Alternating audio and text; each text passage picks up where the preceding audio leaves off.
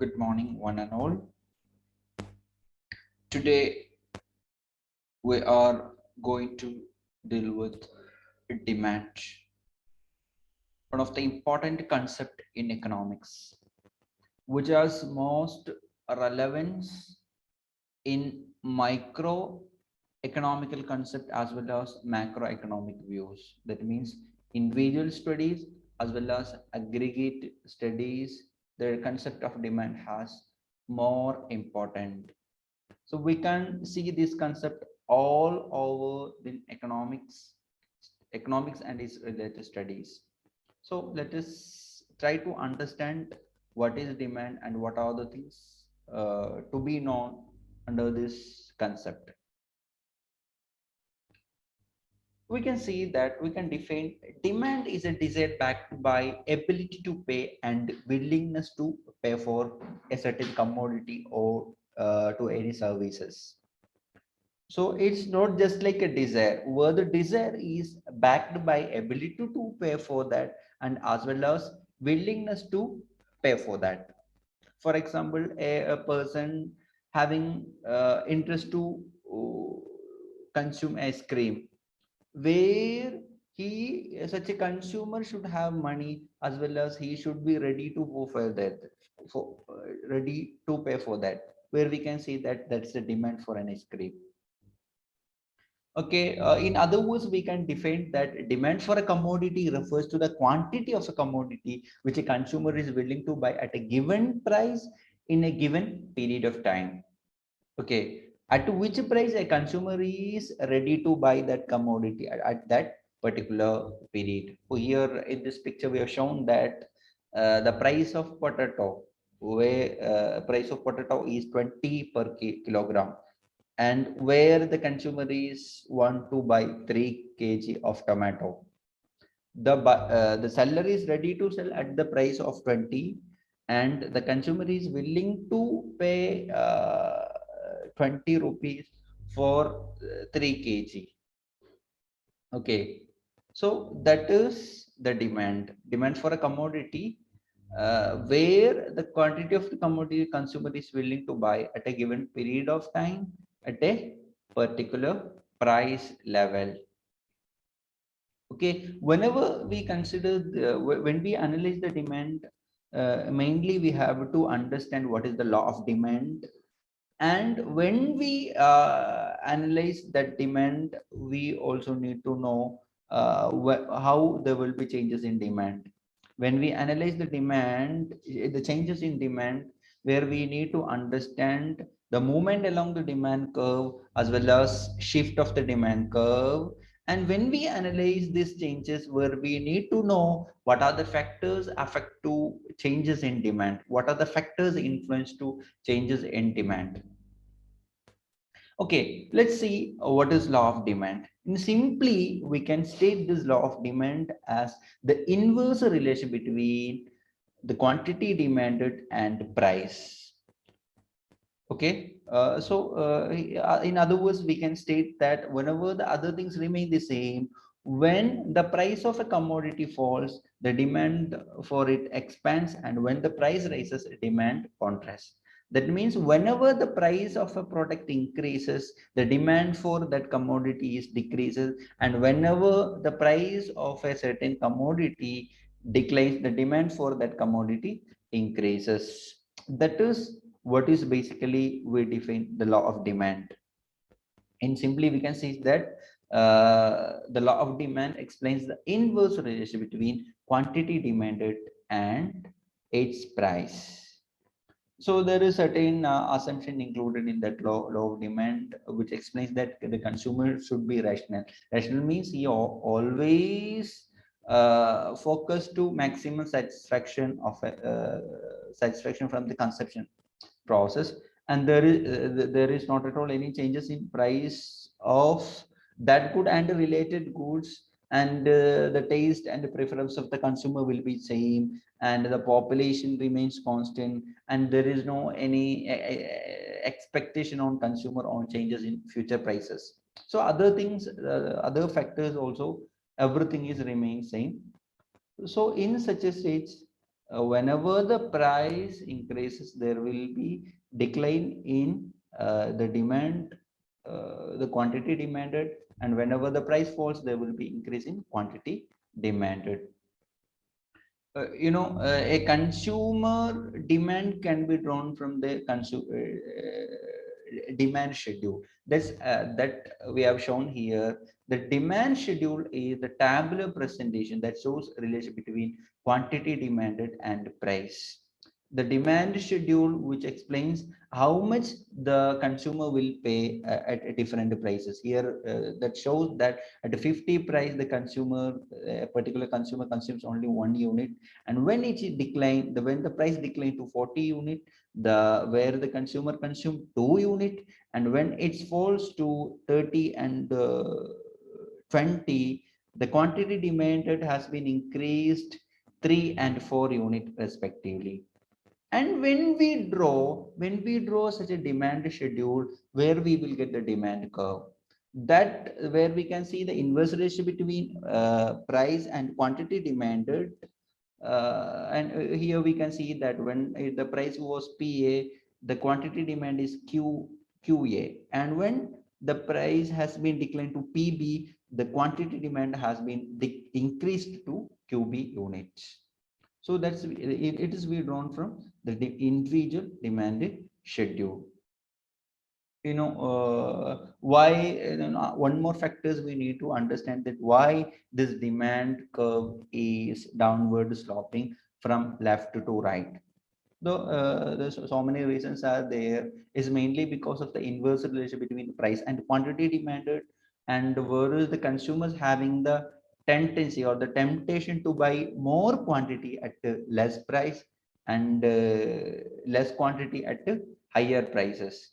Okay, and also the rational attitude of the consumer also reflect to that, and as well as falling price leads to increase in real income, and consumer can buy more with that given money income. These factors are influence on the demand of a particular consumer. When we analyze this demand, we can categorize it as an individual demand as well as market demand. Individual demand means the demand of a consumer on a particular commodity. In other words, we can define this refers to the quantity of a commodity which an individual consumer is willing to buy at a given period and in a given period of time. It's a demand schedule of a consumer, a particular person, as we call individual demand. And when it comes to the market demand, that is the summation of all individual demand in a market. That's the summation of all individual demand in a market. That's we call the market demand. Here it shows the individual demand curve, and the market demand curve will be the summation of all individual demand curve. For example, in a market there is different consumer. Suppose in one market there is two consumer. So one consumer buy 2 kg of tomato, and another consumer consume 1 kg of tomato, and another consumer consume 4 kg of tomato. When it comes to a market demand, it will be the summation of these 3 consumers. So here 2 plus 1 plus 4, so it is 7 kg of tomato. So here the market demand is 7 kilogram. Okay, it is the summation of all individual demand. Okay, that's we called market demand. The market demand is the summation of all, it is the sum total of the quantity of a commodity demanded by all consumer in a market at a given price at a given period of time. Okay, so it is the summation. Here we shown the market demand, that is the summation of all individuals at a given period of time. Okay, and as well as the market demand curve is derived from the summation of all individual demand curve. Here the market demand curve has been drawn, or it is the replication of all individual demand in a market. Okay, and one more things where we need to understand when we analyze, when we study the demand, the changes in demand. And in a changes demand, basically we have to understand movement along the demand curve as well as shift of the demand curve. Movement along the demand curve means it is the changes in quantity demanded due to the changes in prices. So there will be the changes in quantity demanded due to the changes in price. That's we call the movement along the demand curve. And shift of the demand curve means the changes in quantity demanded due to the factors other than price. That's we called shift of the demand curve. That's we can see here that it is the shift of the demand curve. So here it is rightward shift, and it is from D0 to D1. It's a leftward shift, and from D0 to D2. So it is a rightward shift. So here it is decrease in demand, and T0 to D2 increase in demand. So rightward shift is increase, here leftward is decrease in quantity demanded. And this shift happens due to the changes in factors other than price. That's we call the shift of the demand curve. Movement along the demand curve means the contraction or the extension of demand due to the changes in price. Okay, so that's we call the movement along the demand curve. Let us see that what are the difference between the shift of the demand curve and the movement along the demand curve. When we come to the movement along the demand curve, where the rise and fall of the price, the quantity rise and fall of the quantities happen due to only the factor of price. And in the shift of the demand curve is happens mainly due to the other factors other than price. And the rise in demand is called increase in demand, and fall in demand is called decrease in demand in shift of the demand curve. And in the movement along the demand curve, where we called the extension or expansion in demand. So in general concepts, we can say that it's just changes, but formally we use extension or expansion or contraction in movement along the demand curve, and increase or decrease in shift of the demand curve. And the demand curve will shift to the right whenever there will be increase in demand, and the demand curve will shift leftward whenever there will be decrease in demand. And at the case of movement along the demand curve, there is there we can see only one demand curve, and there will be rightward movement during the expansion and leftward movement during the contraction on the same demand curve. That means increase and decrease in quantity demanded due to the changes in price along. And here we have mentioned that in demand curve there can be changes due to the two factors. One is due to the changes in price, and other thing is other factors other than price.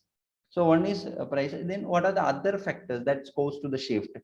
There which include income of the buyer, taste and preference of the consumer, expectation of the future price, and price of related good, and population, the changes in population. These factors and the other changes in the market, that's everything affect to the shift of the demand curve.